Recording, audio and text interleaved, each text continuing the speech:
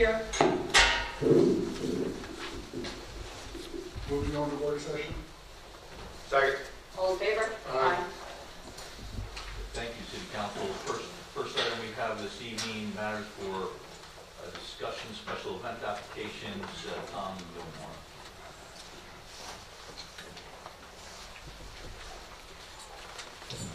Good evening. Good evening. We have two special events applications, both of which are polar plunges. The first one is the Sons of Ireland, which is an event, a great event that we've done for, I think this is the 6th year right now. It takes place in Convention Hall. They have approximately 500 plungers. Great for Asbury water. Any questions on that one? Are you going to be taking the plunge? No. The other ones, that was enough. But, maybe you'd like to take the plunge? I would love to. I just don't want to have a heart attack. Okay. The next one is the Rotary Polar Plunge, which takes place at the end of the month, January 31st. Again, this is an event now that we've done, I think, for about 5 years right now. It's a much smaller event, about 300 plungers, but a great event also. Is there a reason there's no fee on that one? There's a fee on the Ireland one. There should be fees on both of them. There's not a fee on the second one. Is it the same price as the Yep. first one? Yep. We voted on a fee, so that's. So if we could just get the fees Yep. and the applications. And just a note, one of the things that's happened, we have mandated that all water events now use Asbury Park lifeguards. In the past, sometimes these polar plunges have brought their own lifeguards. They have no control over what's going on. So that's something we've implemented moving forward. All the triathlons and everything like that will be using Asbury Park lifeguards moving forward. Tom, I have a question regarding insurance. The form refers to the city requiring liability insurance. How do we decide on how much insurance, and how do we identify that the insurance is, the city has been indemnified prior to the event taking place? We require $2 million on events like this within the water. That's a standard that we've used all along for these events. Some of our smaller events, we have a $1 million threshold. We make sure that every applicant provides us a rider to their insurance, naming the City of Asbury Park as the additional insured. And those riders go to you prior to the event taking place? That's correct, and they're all kept in the file with the application. Thank you. Jack asked me to inquire about, on the regular meeting, there's a resolution to approve a designation that we've gotten from the Department of Community Affairs, designating the downtown area as what they call an associated tier Main Street New Jersey Community Program. DCA runs a program called Main Street, which they prior used to fund that whole program. They no longer fund that program, so they created a different tier now called the associate tier. And what that program does right now provides technical assistance from the Department of Community Affairs to help us with any initiatives that we might have. And they are all commerce-related type things, how to recruit businesses, marketing programs, and things like that. It's very helpful, and the total program on the tier level is free, so it doesn't cost the city anything. We just have to do some reporting things on an annual basis. But it's very beneficial. And the other benefit is that when you're applying to DCA for grants, the fact that you've been designated as an associate tier Main Street program just gives you a little more clout as far as some other cities that may not be designated. So it's a free program. You have to sign an agreement with that. It's in your package. If you have any questions about that, I'd be happy to answer them. That item is on the agenda. It's listed as a tabled item from the previous meeting, so we have to, when we get to those items, voted on the regular agenda to dispose.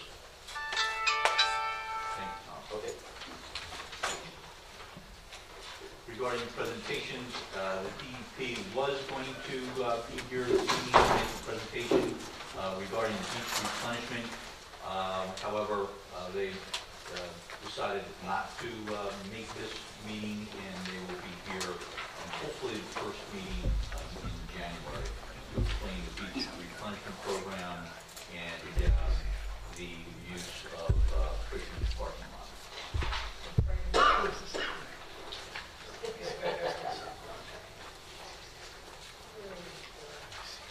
That concludes the items that we have listed on the agenda. Matters from the city council? John? Moore? Thank you. Three quick things, and Jack, if you want to wait till it's your time, follow-ups from last council meeting. You were going to give us update on the dumpster on 6th Avenue, and then Mr. Fallhaver asked you the status of the footbridge and the status of Springwood Avenue Park. So, not looking for those answers now, but you can address them in your session. A couple things of good news, they're not outstanding news. We finally did start collecting some money from the $2.7 million owed to the courts. And it's a tedious process. It took us like 8 months to get it through the state, through all the regulatory boards and everything. But some of the good news is like we're getting payments of like $500 payment in full, $400 payment in full, $400 payment in full, $32 payments over time. But we're owed over $2 million, and we are starting to collect that. That should be very good for the city in the future. It should help, with the tax situation. Another good thing, we're also discovering a little bit of money still owed to the city, nothing big on taxes, maybe some fees here and there. We will be pursuing in 2015. So that's the good news. Now the great news, I'd like to thank everybody for a wonderful holiday season with all the tree lightings, with the Kwanzaa celebration, with the tree lighting on Springwood Avenue. Anybody who helped to pull all that off, deeply impressed and very, very good and very happy to be an Asbury Park resident, seeing all this happiness going around. Most importantly to me tonight, I would sincerely like to thank my colleagues that will not be up here at the next meeting. John LaFreda, Sue Henderson, Myra Campbell, outstanding people. They gave it their all for many, many years with John and Sue, Myra. I consider all three of them friends, and I cannot thank them enough. People started thanking them like at the November 12th election. I was like, wait a second, don't thank them, they won't show up for the next 3 meetings. So I waited till tonight, and I really think they deserve.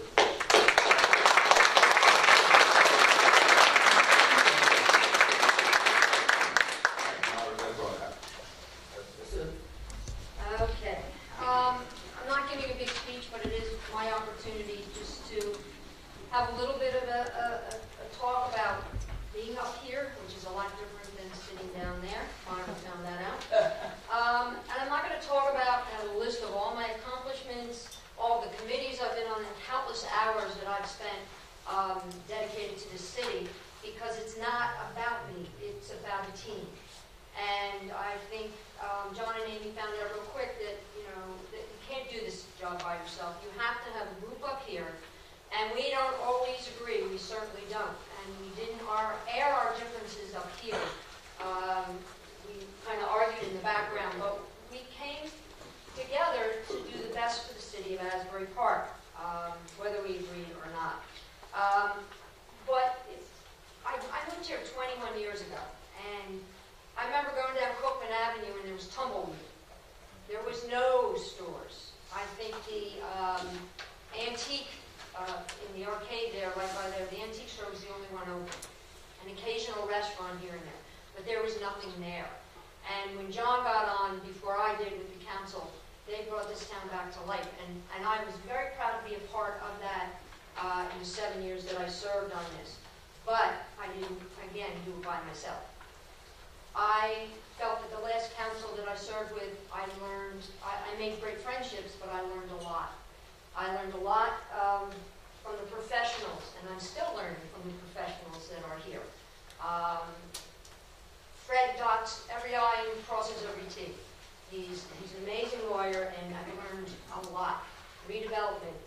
This is stuff I would never know about. I wouldn't know what was going on until you sit up here and you realize how difficult and thankless this job is. But yet, we all continue hour after hour, committee after committee, and we do what we think is best for Asbury. Serving the city was difficult, I'm not going to lie to you.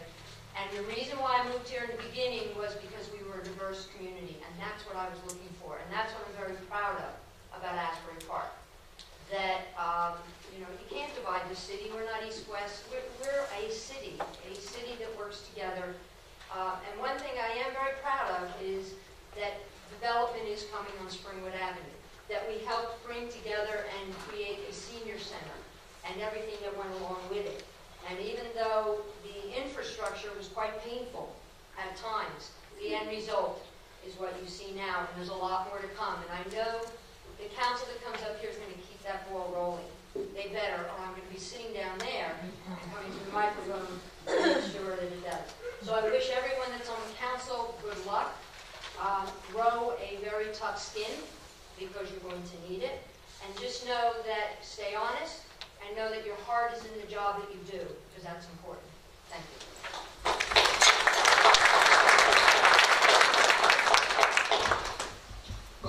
Just a couple of quick things. In the New Jersey Municipalities magazine, there is an article on Bloomingdale's vacant property ordinance. It's a good article. There's a number of really good articles in the magazine this month. I would suggest everybody read it, and the new people, if you want a copy of this, please take this one and read it, because this month just happens to be particularly good. Okay, to follow Sue, I'll say this. I've sat up here just about half the time I lived in town. I moved here 30 years ago. I've loved being a council person. I've enjoyed serving. It has been hard at times, but there are some really great people in this town. I hope I've done some good. I hope I've helped some people along the way. When you come, before I served on council, I was on the Homeowners Association. I was a volunteer in town. And Asbury Park's one of those places that just gets under your skin. I love it here. I did when I was a kid. I was happy to serve. A lot of you know what we've done, you know what we've been through. A lot of accomplishments. The people I serve were served with some wonderful, really wonderful, intelligent people. Very hardworking and very dedicated. And the group I'm sitting with, no less. I wish the new council all the best of luck. I wish the town a lot of prosperity. I wish all of you a lot of prosperity. I wish you're very happy and healthy. Christmas, and God bless you. Thank you for everything. I will say this. 150 years ago today was the Battle of Cold Harbor. It was one of the most horrible and bloody battles of the Civil War. You know what was significant about it? It wasn't necessary. 7,000 Union lives were lost. And historians argue this battle today, and it was a horrible argument that went on at the time. And folks, one of the things I've said to you before, and I'll say it again, is history tends to repeat itself. God forbid we keep doing this. Thank you very much, folks. I just have two quick things. One is the January council meetings. I'm not sure if you've read it in the paper, but we're moving them to the second and fourth Wednesday of the month. And then, because we're somewhat glutton for punishment, we're adding a Monday night meeting. So the idea is that on Fridays, you will be able to go on the website, you'll be able to get this packet, you'll be able to, almost everything that we get, you'll be able to review it. And then Monday, you can come and ask us questions, and then hopefully by Wednesday, we would have the answers to those questions. And we would be able to kind of digest your concerns before we vote on it. What happens now is people address their concerns, and then we're voting on it in about 15 minutes. So this was to, bring better awareness to your concerns with things that we're voting on. So January, the second and fourth Wednesdays, and the second and fourth Mondays. So just mark your calendars on that. I also want to thank John, Sue, and Myra. I moved here 14 years ago, and there were tumbleweeds rolling down not only Cookman Ave, but Ocean Ave and Springwood Ave. And what I've seen in those 14 years has been amazing. Cookman is vibrant, and as is Ocean Ave, and Springwood Ave is well on its way. So I think John and Sue and the previous council, you did an amazing job while you served up here, and I only hope that we could do as good of a job.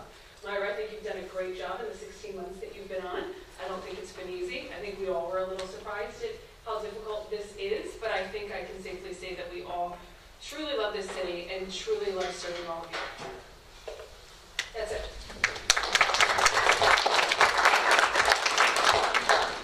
Mine will be a little bit longer, but just bear with me, please. There's so much that I want to say that I ended up typing it up, just to make sure that I don't leave anything out.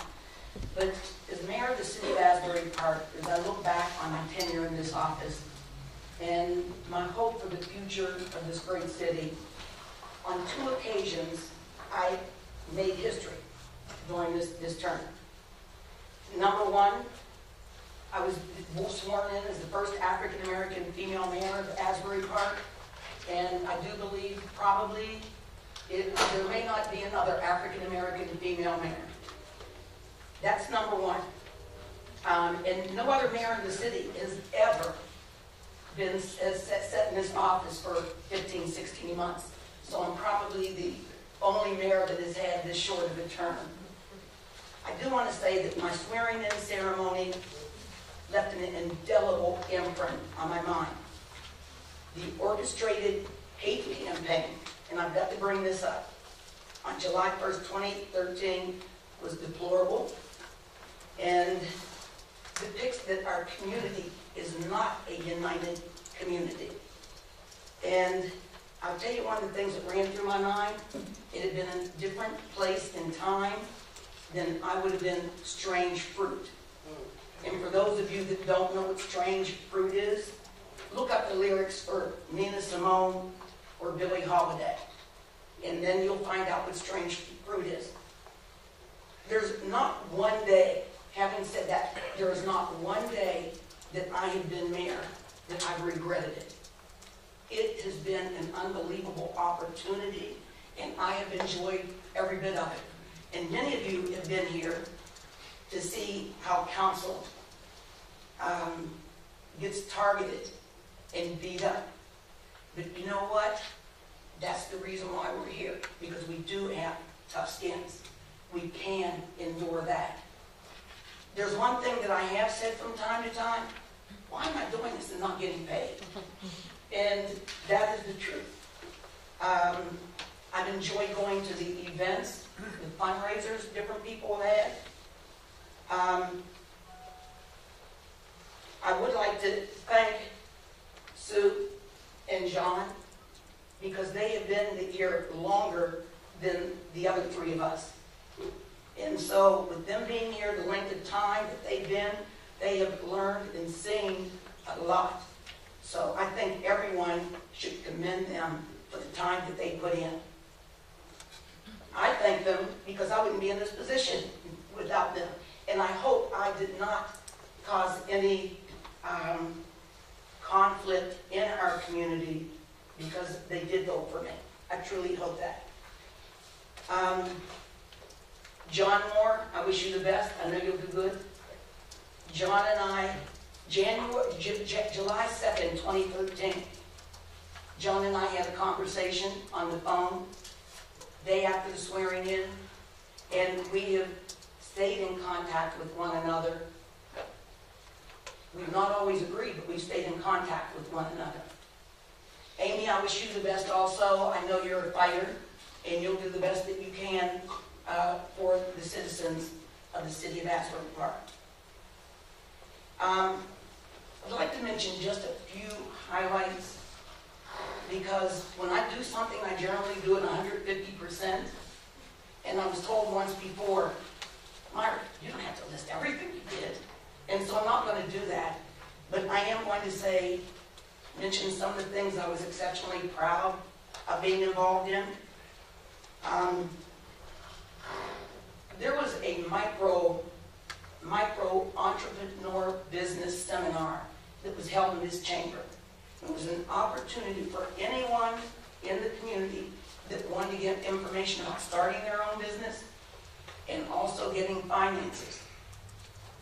I also, on 2 occasions, had Lincoln Technical School come down here, and one day we went to Lincoln Tech, once again, to try to upgrade the lives of the citizens that live here in Asbury Park.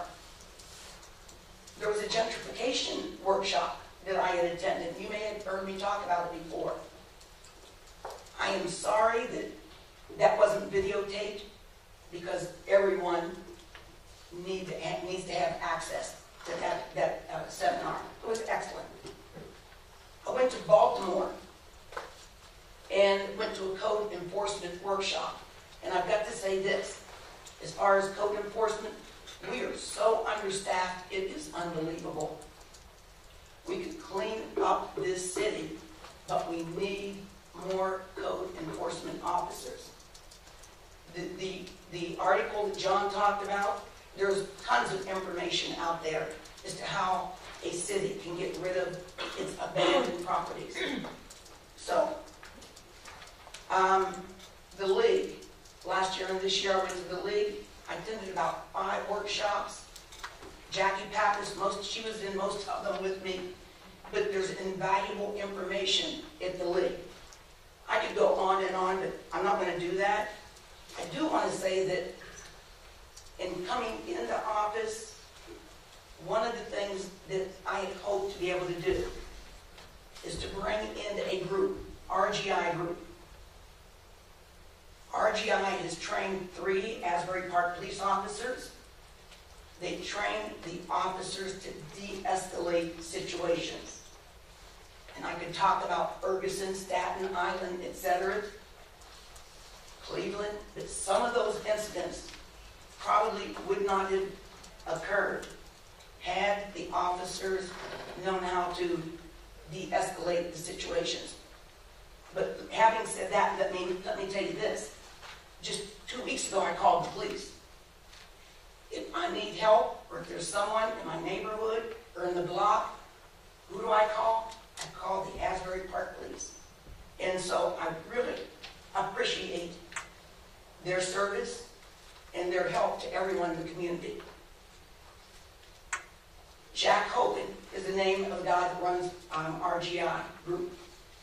I hope the new council comes to me and gets information about what he actually does. Every police department in the city, in the state of New Jersey, has to go through an accreditation process. We have not begun that yet. So I'm hoping that soon we begin an accreditation process, because it is to help the police officers uniformly perform their job so they do not get into trouble. And it also protects many of the citizens of the city. Since coming into the office in the very first day or first month, I let it be known that I felt that Asbury Park needs a public service safety director. There's some opposition to that. There's some people that want it.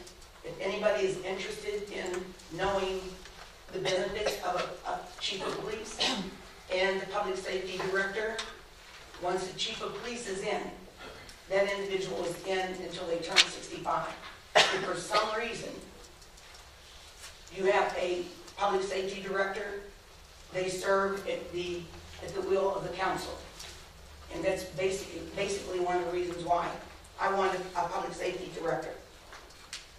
There are going to be new positions. Everybody's position will be dissolved and reappointed January 1st or thereabouts. So I say to everyone here, if you live in the city of Asbury Park, and if you're interested in serving on one of those committees, make sure you get a letter of interest in. I mentioned code enforcement. We have to do something with the slum landlords too. They're terrible. I think one of my final comments is going to be the West Side Community Center.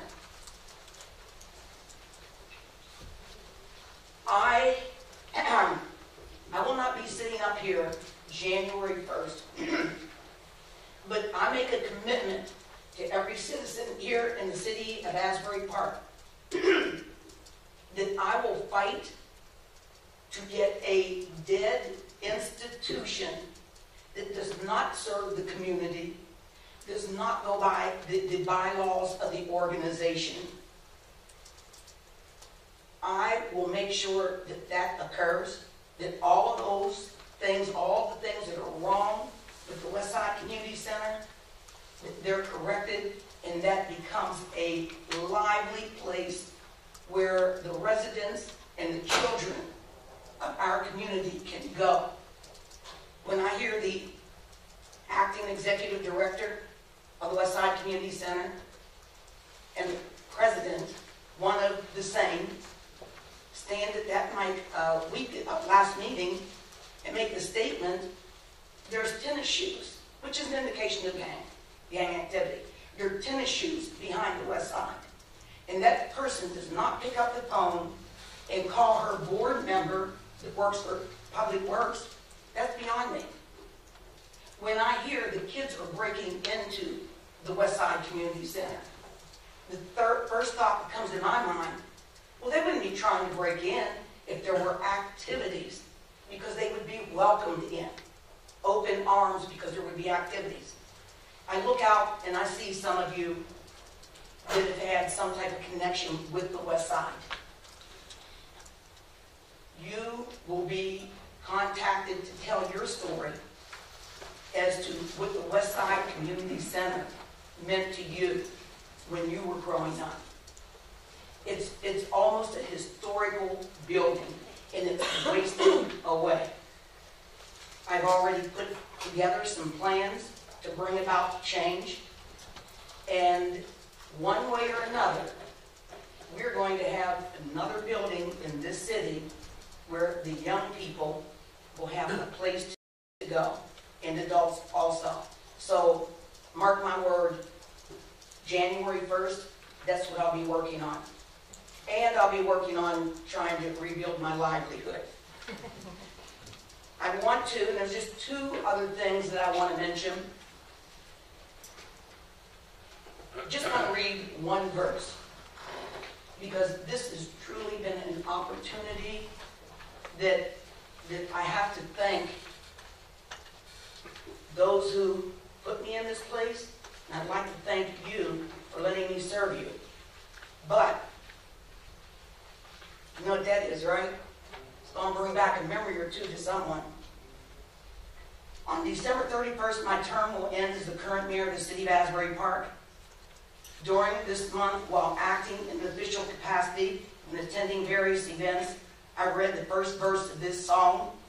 You may recognize it as Carol Burnett's, the end of the show song. My motto is YOLO. You only live once. That's why this has been so great. You've touched my life. Reach out and let someone you care for know you're so glad you had them to be a part of your life. So here's Carol Burnett. I'm not going to try to sing it, okay? I'm so glad we had this time together just to have a laugh or sing a song. Seems we just got started, and before you know it, comes a time we have to say so long. I end this by saying, I can't breathe. I can't breathe. Thank you.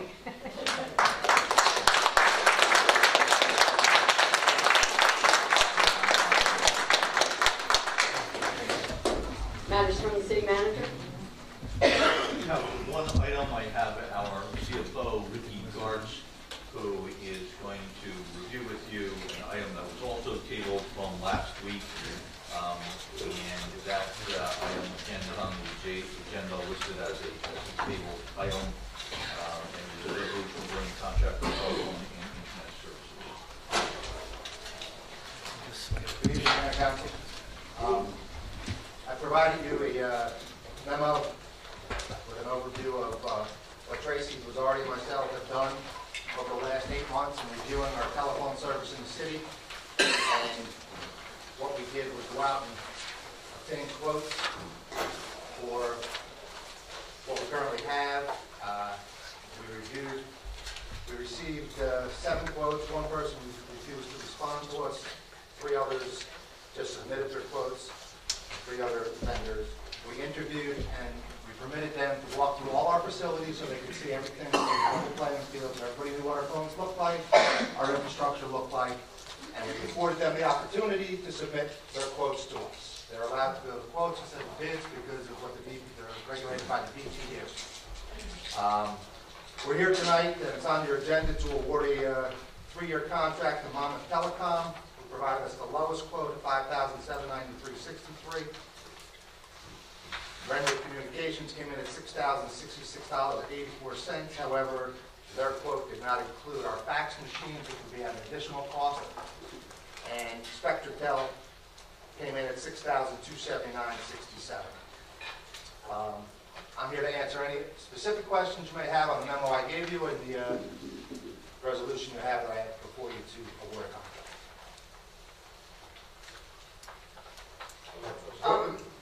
Go ahead, John. Rick, we all got this letter, and did you read this? Which letter are you from Renwood Communications, December 15th, 20? Yes. About their proposal and the history of today. And there's one, it's in, I didn't mark it, but they're talking about the service that we're getting is a standard service that anybody can break into. What are they talking about?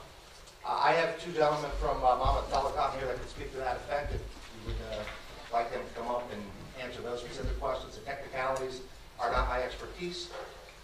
So if you would like, I can have them come up. Well, it's not necessarily for, well, they can come up if everybody else wants. I just want to know that that's not true. That you get a lower grade service, to my knowledge, you're not going to get a lower grade service. No. We're getting the same thing. Correct. Well, are they here? Yes. They are. Can we hear them? Sure. And afterwards, maybe we could hear from Renwood also? Go ahead. So, I have Keith Fallon. Mayor, Council, thank you.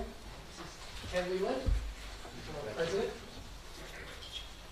Relative to being able to be broken into, the service that we are providing essentially is the same infrastructure that we're currently using, which is a hosted PBX platform, which essentially is a cloud-based solution that takes the phone equipment not physically in your current location, which is what you have had for the past 5 years. So it's actually the exact same that you already have. All right, but the type is carrier grade systems. They're saying that you're not a carrier grade system. That's incorrect. We are. We run carrier grade systems. We have a cluster of servers so that it's fault tolerant. If any 2 of our 3 storage servers would have a fault, 1 storage server is enough to supply. We have an N+1 group for the hosted feature server. We have 7 media gateways. 5 of them are active. That's sufficient. So all through, we've planned for high availability. That's why we support some of the largest ambulance companies in the state on this very service. Monarch Hospital Corporation and Alert Ambulance, for instance. So you're not an asterisk-based system? We are an asterisk-based system. And that's? Asterisk is a form of it's an open source software system, and what you'll find is the most powerful software companies in the country build their business, like IBM and Google, on a combination of open source software and proprietary software. And that's exactly what we have done. We have a proprietary software that we've written ourselves for the graphical user interface to make available to actual users, and the database management. And then we use Linux, which is open source, as well as Asterisk. Asterisk is used for the media gateways, which we've been using for 10 years, and for the feature server, namely playing recordings and the voicemail and that sort of thing, and routing the calls from the telephones. And we've had over 4 years of experience with that, and they are highly reliable such that we don't need them to fail over. If something were to fail, it would fail over to another server, but that hasn't been happening. 6 months will go by, and it will stay on the correct server. So it's exactly as though we have also a Lucent telephone switch behind this, and we get similar performance out of both systems. And actually, we're adding in a layer of redundancy into your current infrastructure by utilizing Verizon and cable, whereas currently it's based all from Verizon T1. So as Right, part so we of have dual carrier transport. as part of this, the T1s, which are somewhat antiquated, are going to direct fiber, and which is provided by Verizon. If that fiber were to fail, it automatically rolls over to your existing cable infrastructure. So essentially, you have two independent transports coming into your facility, which, as Ken alluded to, we have this set up in all of our schools, municipalities, townships, 911s, and it's basically called voice failover, and those type of mission-critical customers like that. Are we going to have to buy new equipment with your system? No. We were asked to survey your phones, and previous vendor had suggested 100 new phones were necessary. We found that there was 11 or 12 phones had bad hook switches, and so they were using a speakerphone only. And those you have the option to replace to get full functionality out of the telephone set. But the other equipment is fine. If other problems arise with any of the telecommunication systems, it could be that not only the telephones or the faxes, would you be coming in and to fix those? Absolutely. And service? And we're 15 minutes or so drive, 18 minutes from here. We've been in Red Bank for 20 years with 7x24, 365 live support. We have to have that in order to have all the 911 customers that we do. So if somebody calls us on a Saturday night at 3 in the morning, they get a live person. And you have an escalation policy so that you know the network operations center, the supervisor, the VP of operations, and you can choose your level of escalation to get the issue solved quickly. Thank you. Thank you.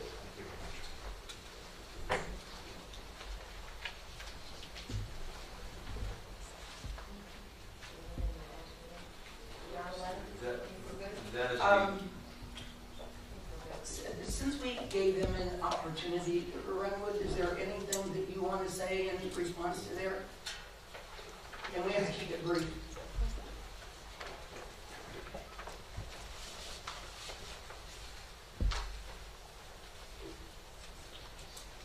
Good evening, Council. Just a couple things that I'm sorry. I'm Richard Kelly, CEO of Renwood Communications. We know that there's approximately 65 phones that actually are end of life and have been specifically designated as such by Cisco. We would recommend replacing those because they are no longer supported by the company. When we talk about Asterisk versus a BroadSoft platform, BroadSoft is the gold standard in the industry. I don't know of one single major carrier, if you look at AT&T, Sprint, Verizon, Southwestern Bell, anyone that would run the system on an Asterisk server. We were BroadSoft's third client. We've been around for 12 years. We haven't just got into the business 4 years ago. We've been doing this for 12 years. And we've been supporting the city itself with our platform for over 8. Everything else is pretty much addressed in the letter. If there's anything specific, we're happy to answer. Okay, thank you. I'm sorry, you're sticking with your recommendation? I mean, was it based solely on price, or was it? It's a combination that Mr. Kelly just indicated. When we first were brought to the table with this, we were told 100 phones. The letter you have is 60, tonight it's 65. I'm not sure what the story is with that. So I don't know what story I'm getting on that. But I gave everybody an equal opportunity to come in, walk through, and give us what they thought, and I'm sticking to what we're recommending right now, yes. And it was all bid, everything is up and running. Okay. No doubt. It was done for quotes, not competitive Quotes, bidding, correct. Right. due to an exception of the bidding laws, given that these are regulated by the BPU. Jack, you were going to add something? Yeah, just, Madam Clerk, the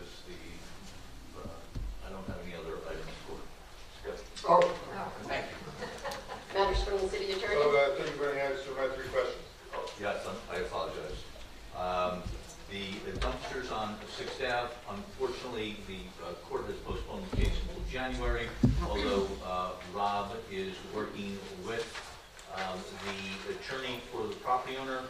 We require an architect's sketch so we can determine what's happening. We will be asking for violation, them to be provided fined come January if they don't provide the city with a rendering and make real progress. Joe Kuna tells me that the footbridge will be out in the middle of January. He has received some applicable bid specifications from the Port Authority that he was using to prepare a design bid specification, and he also advises that Springwood Park will be out to bid early in January. Thank you. Madam Senior City Attorney. Yes, I'd just like the public to know that there are two items that involve the South Grand development that council may be voting on this evening that were discussed during our executive session earlier tonight. One of them is an ordinance relating to an easement conveyance for a fence in the city's right of way.